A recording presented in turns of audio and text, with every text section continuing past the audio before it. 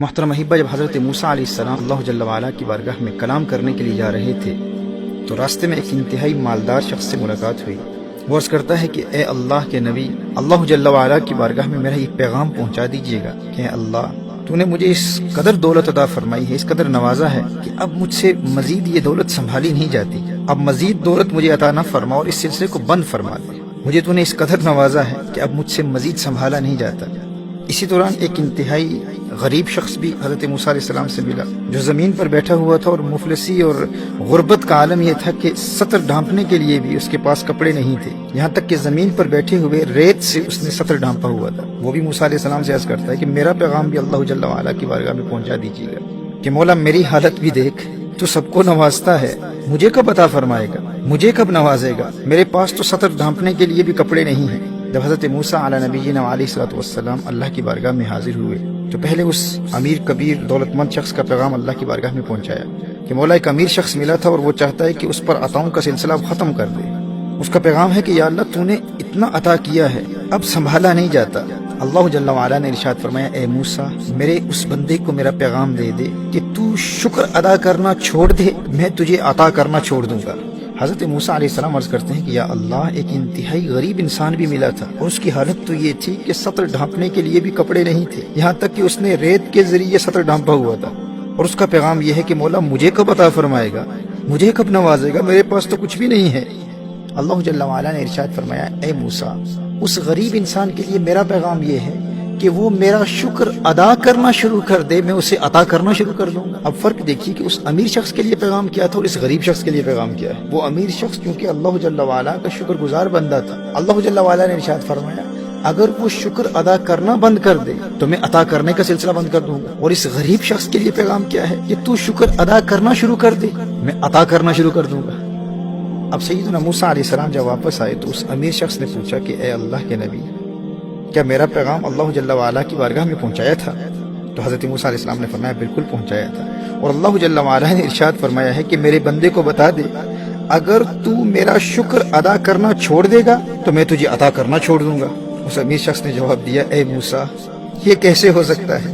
محترم احباب، ذرا اس امیر شخص کے جواب پر غور کیجئے گا۔ وہ کہتا ہے کہ اے اللہ کے نبی، یہ کیسے ہو سکتا ہے، یہ کیسے ممکن ہے کہ میں شکر ادا کرنا چھوڑ دوں؟ اس شکر کے علاوہ میرے پاس ہے ہی کیا؟ جب میرے پاس کچھ نہیں تھا اس وقت بھی شکر کی دولت تھی، میں سب کچھ کر سکتا ہوں، لیکن شکر کی دولت سے محروم نہیں ہو سکتا۔ اے موسیٰ، جو کچھ بھی ہو جائے میں شکر ادا کرنا نہیں چھوڑوں گا۔ حضرت موسیٰ علیہ السلام نے ارشاد فرمایا اگر تو شکر ادا کرنا نہیں چھوڑے گا تو اللہ جل وعلا تجھے عطا کرنا نہیں چھوڑے گا، اگر تو شکر ادا کرتا رہے گا تو اللہ جل وعلا تجھے نعمتیں عطا کرتا رہے گا۔ اللہ اکبر۔ محترم احباب، پھر وہ غریب شخص بھی حضرت موسیٰ علیہ السلام سے ملتا ہے اور عرض کرتا ہے کہ میرے پیغام کا کیا بنا، میرا پیغام اللہ جل وعلا کی بارگاہ میں پہنچایا؟ سیدنا موسیٰ علیہ نبینا علیہ الصلوۃ والسلام نے ارشاد فرمایا کہ اللہ جل وعلا کا پیغام تیرے لیے یہ ہے کہ تو میرا شکر ادا کرنا شروع کر دے، میں تجھے عطا کرنا شروع کر دوں گا۔ اس نے فوراً جواب دیا کہ اے اللہ کے نبی، میرے پاس ہے ہی کیا، میں کس بات پر شکر ادا کروں، میرے پاس تو کچھ ہے ہی نہیں، مجھے اللہ تعالیٰ نے دیا ہی کیا ہے کہ میں شکر ادا کروں، میں تو اپنا سطر بھی اس ریت سے ڈھانپ کر بیٹھا ہوا ہوں، میرے پاس ہے ہی کیا کہ میں شکر ادا کروں، اللہ نے مجھے دیا ہی کیا ہے۔ میرے دوستو، جو ہی اس نے یہ جملے کہے نا، ہوا کا ایک تیز جھونکا آیا اور اس ریت کو بھی اڑا کر چلا گیا، جو ریت اس کے پاس تھی وہ بھی چلی گئی۔ میرے دوستو، یہ ہے شکوے کا وبال، جو ہے وہ بھی چلا جاتا ہے۔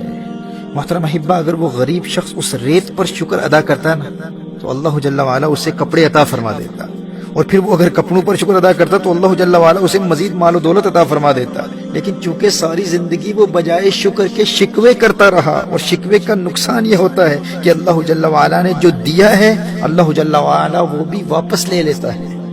میرے دوستو، اس اصول کو یاد رکھیے گا، gratitude increases blessings and ingratitude decreases blessings.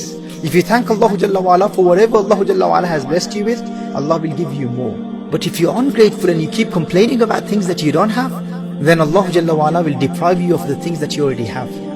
ہمارا سب سے بڑا المیہ یہ ہے کہ ہم چھوٹی چھوٹی باتوں پر شکوے کرتے ہیں، جس کے نتیجے میں جو نعمتیں اللہ جل وعلا نے ہمیں پہلے سے عطا کی ہوئی ہیں اللہ جل وعلا وہ بھی لے لیتا ہے۔